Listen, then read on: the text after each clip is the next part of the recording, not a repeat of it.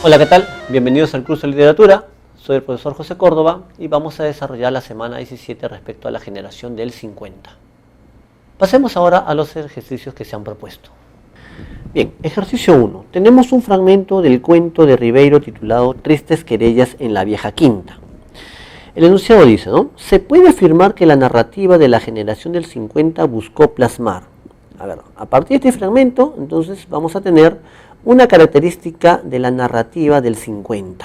Te está describiendo un proceso de cambio, dice, ¿no? Las viejas mansiones republicanas de la avenida Pardo, Benavides, habían sido implacablemente demolidas para construir en los solares edificios de departamento de 10 y 15 pisos con balcones de vidrio y garajes subterráneos. Está dando paso a una urbe moderna, ¿correcto? Recuerden que ese es uno de los temas de la generación del 50, ¿no? La temática de la urbe en proceso de modernización. Acá hay un personaje que está recordando con nostalgia justamente esos paseos por antaño, de casas tranquilas. Pero ¿qué ha pasado? Dice. El balneario no era ya otra cosa que una prolongación de Lima, con todo su tráfico y su bullicio y su aparato comercial y burocrático. Quienes amaban el sosiego y las flores se mudaron a otros distritos y abandonaron Miraflores a una nueva clase media, laboriosa y sin gusto, prolífica y ostentosa, que ignoraba los hábitos antiguos de cortesanía y de paz, y que fundó una urbe vocinglera y sin alma. Muy bien, entonces acá se busca plasmar, digamos aquí, el proceso de modernización de los espacios urbanos, ¿no? Que es uno de los temas centrales de esta generación. Barranco, Miraflores se han transformado ahora en edificios modernos y además la clase media se ha instalado ahí, pero se trata ahora de una urbe vocinglera, o sea, bulliciosa, dice, ¿no? Y sin alma. Ejercicio 2. ¿Cuál de los siguientes enunciados, extraído del fragmento citado en la pregunta anterior, expresa mejor una imagen crítica de la ciudad moderna?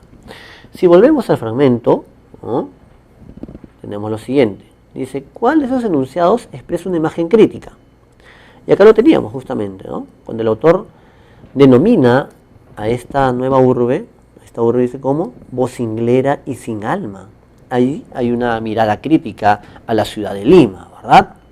Muy bien, recuerden que Congreve había denominado a Lima como el monstruo del millón de cabezas y Ribeiro había mencionado como la gran mandíbula.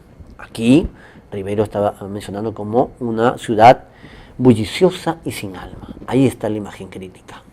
Muy bien, entonces dice, como clave entonces tenemos la C.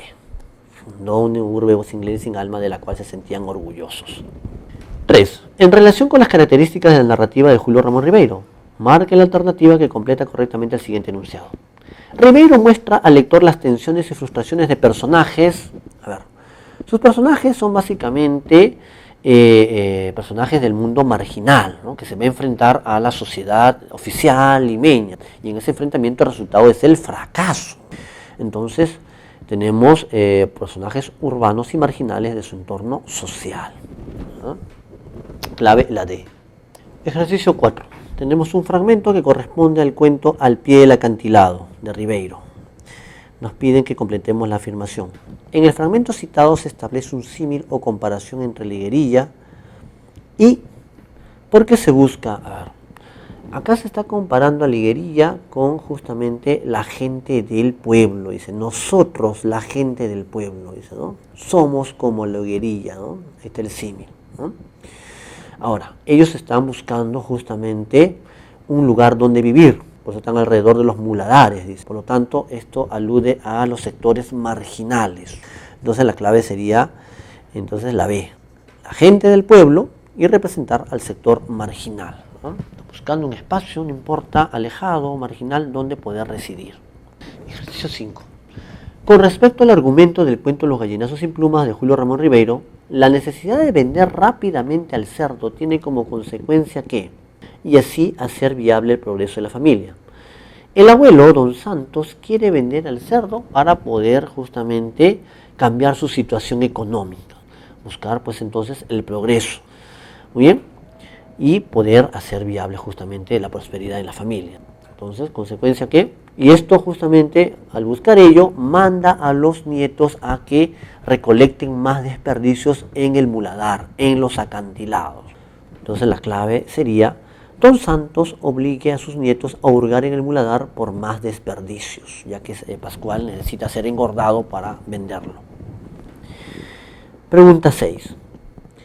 Efraín y Enrique, después de un breve descanso, empiezan su trabajo, cada uno escoge una acera de la calle, ¿no? Acá se está narrando, ¿no?, este proceso de cómo estos muchachos, estos niños, están realizando esta actividad de recoger los desperdicios de los basurales de las casas para alimentar al cerdo pascual, justamente. En relación con el fragmento del cuento El ganadero sin pluma, podemos afirmar a nivel temático que, dice, se representa la explotación infantil, es decir, de los más débiles, ¿no? En este caso, acerca de la actividad peligrosa que realizan pues estos niños. Ejercicio 7. Tenemos un fragmento del poema Después, ¿no?, de Blanca Varela, perteneciente al libro Canto Villano. La pregunta es, ¿qué alternativa enuncia mejor el contexto que define el sentido de los versos? Muy bien. Tras la rosa sombra, encontramos concisión, densidad semántica, y justamente este tema de la densidad semántica nos lleva a una interpretación de la rosa asociado a lo que sería una especie de imagen idealizada de la mujer.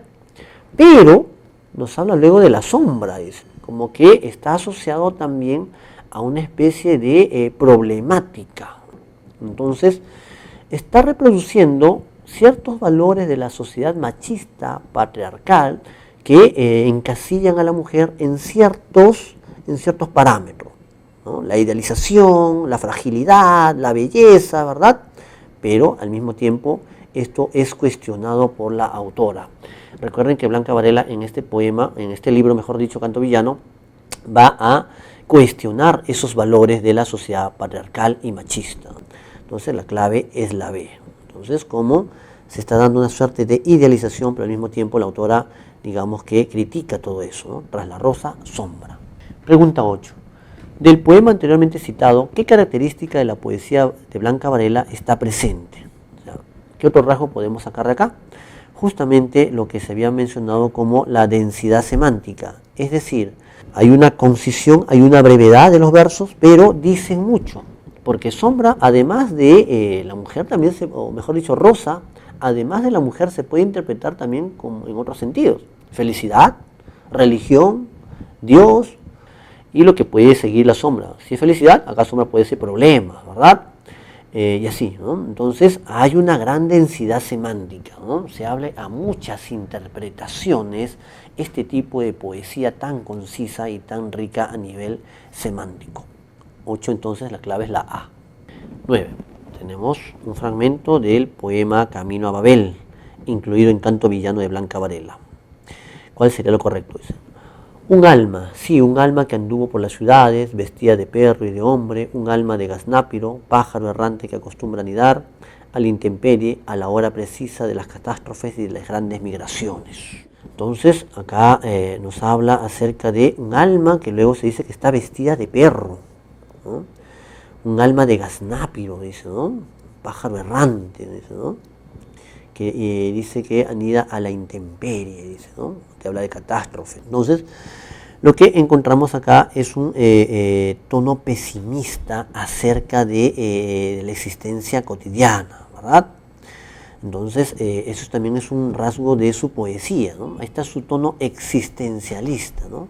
La visión escéptica, dice, ¿no? Acerca de la vida, ¿no? Finalmente tenemos el ejercicio número 10.